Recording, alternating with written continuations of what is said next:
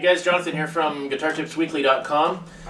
Sorry you can't see my face right now, I'm just zoomed in to save me time, but yeah, I know I'm being lazy. But anyways, this is going to be a quick one. I'm just going to show you a fun little pattern that I like to toss into my solos every now and again. It's an octave pattern, and I talk a lot about this at GuitarScalePatterns.com, which is a great course, by the way.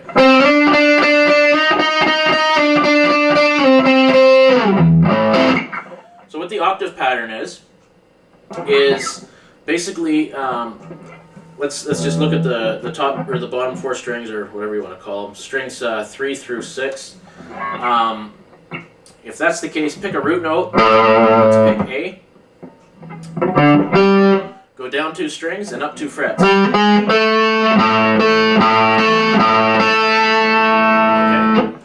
that's another A.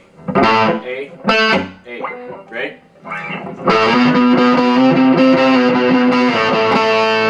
Sounds kind of neat, right?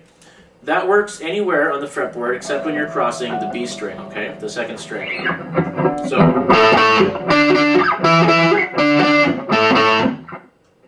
alright, when we cross the B string, and what I mean by that is if we include the B string or the E string really, then we're crossing it essentially, right? Or we're including it. So if you do that, because the B string is tuned a semitone down from the other strings, we need to add an additional fret. Okay, so our new pattern becomes 2 strings down and 3 frets up, right? So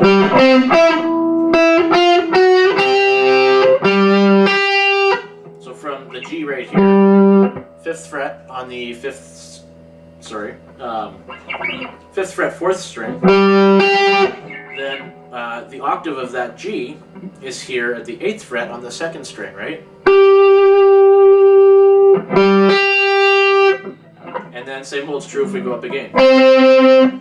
So that's the octave pattern, right? So how can we do that? How can we use that in soloing? I mean, it's super handy if you want to learn the fretboard, right? That's kind of a side issue from today. But what I like to do is I just toss in these little, I'll toss in the octave pattern there, like as sort of like a riff, right? So I'll play an A minor, and then sounds kind of neat, right? Now the trick that you really got to be careful with here is you only want to be strumming these strings, and on top of that, you don't want to be strumming the string in between your pattern, right? So if you're going off of the top 3 strings here, let's say right there, that's a C. If you're doing that, you don't want to be touching, you don't want to be strumming the B string. Okay, right here, the 2nd string.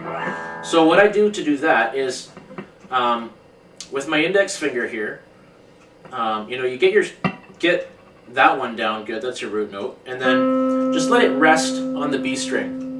Okay, so it's just resting there. It's not actually pushing the string down to the fret. You're just resting it there, okay? So by doing that, we're kind of muting that B string, okay? So, and then of course with your picking hand, you want to avoid the D string entirely, the 4th string, okay? So you just want to be strumming.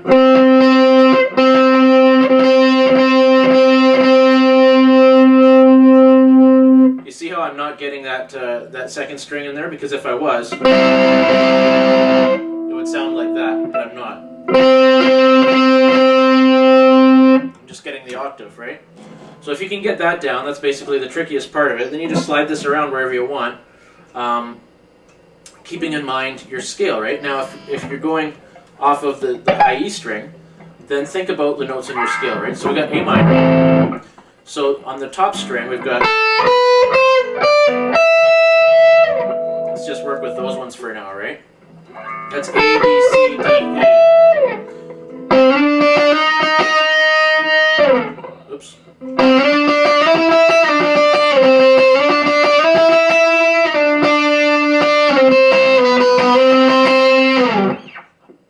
So all you do is you work through it.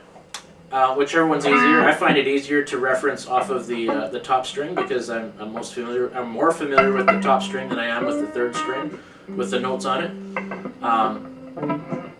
but your finger just basically follows along, right? And you can play that and you can throw that anywhere. Right? So have fun with that.